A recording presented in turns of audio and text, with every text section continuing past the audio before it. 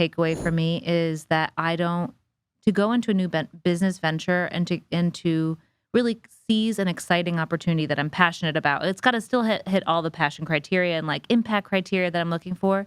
But now when I look at those opportunities, I look at them and ask, do I have to be do I humanly, physically have to be the engine that pushes this? Mm-hmm. And if the answer is no, that I can go into there with a team or appoint a COO or kind of have a core couple people, even if it's just small, couple people, then I'm willing to do it. But I can't and I shouldn't always be the engine. And that's not scalable, And I know it sounds really obvious, but it's kind of against my grain. I'm an operator. I'm a in the dirt, in the weeds kind of person. I like doing that. I like solving problems. I like being personally involved. I remember eat problems for breakfast. That's still my motto. But, I can only humanly do so much. And I think I actually end up ruining opportunity by holding on to it too tightly. Yeah. And not bringing other people into the fold earlier. Can you expand upon that? Ruining opportunity? So I think that you can be your own bottleneck. Mm-hmm. If you don't know how to delegate, then you will strangle your own progress. Right. But is there like an example from your business? Was there another thing that like had high potential and it didn't work out well because of this?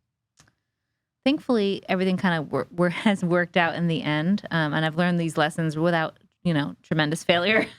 Although there's plenty of things that I ruin all the time. But I think a primary example is probably main dev with, okay, here's an opportunity. There is a need that's not being met with our base product, right? Because there's really a difference between product and service, right?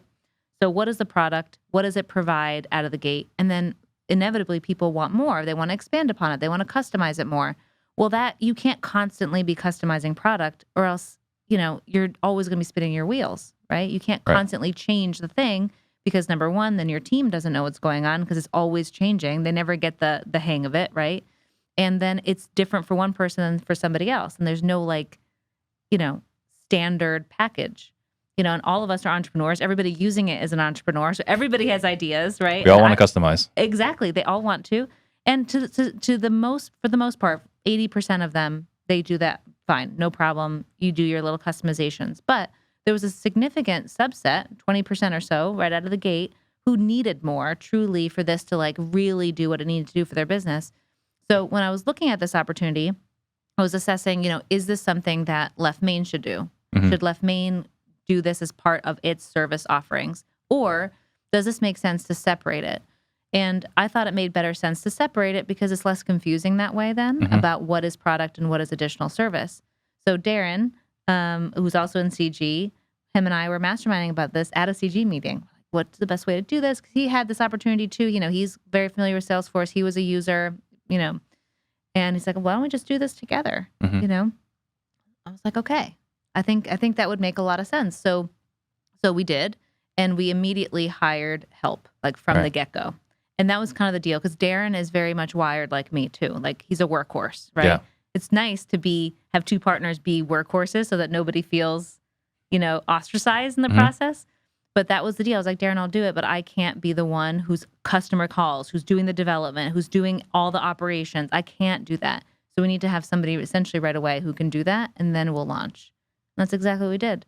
So that was a huge lesson for me because I would have never taken a step back and said that before. Yeah. I would never have said, I can't do it.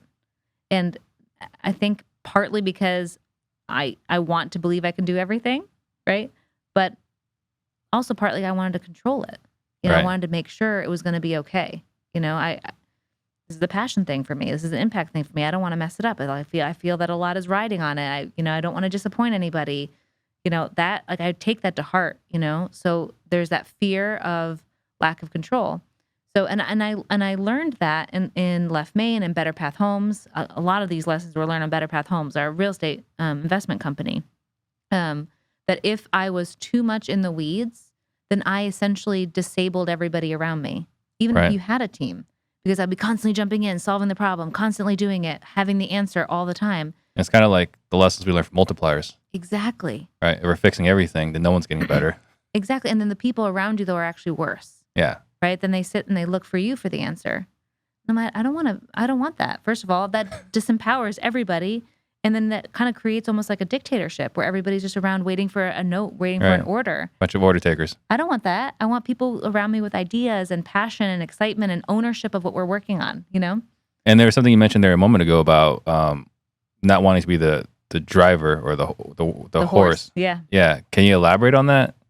Meaning that I don't want to be the one who has to physically develop or physically do the task. Mm-hmm. I want to be the leader, right? I want to come up, I want to have the vision, I want to have the collaboration, I want to put together the framework, and then I want to fill the framework or do the drywall with team. Mm-hmm. You know? So it's just kind of like going back to, Gino Wickman's words, right? It's like you want to be the visionary, Yeah. but someone else to integrate. Is that what that means? Yeah, essentially. Got Yeah. it. And I'll collaborate on that because, like, I am a natural integrator, I think, and I like collaborating on that in the strategy thing. I'm not just gonna like dump an idea on somebody and be like, "Hey, run with that," Yeah. and I'll see you later. I'll be on the beach.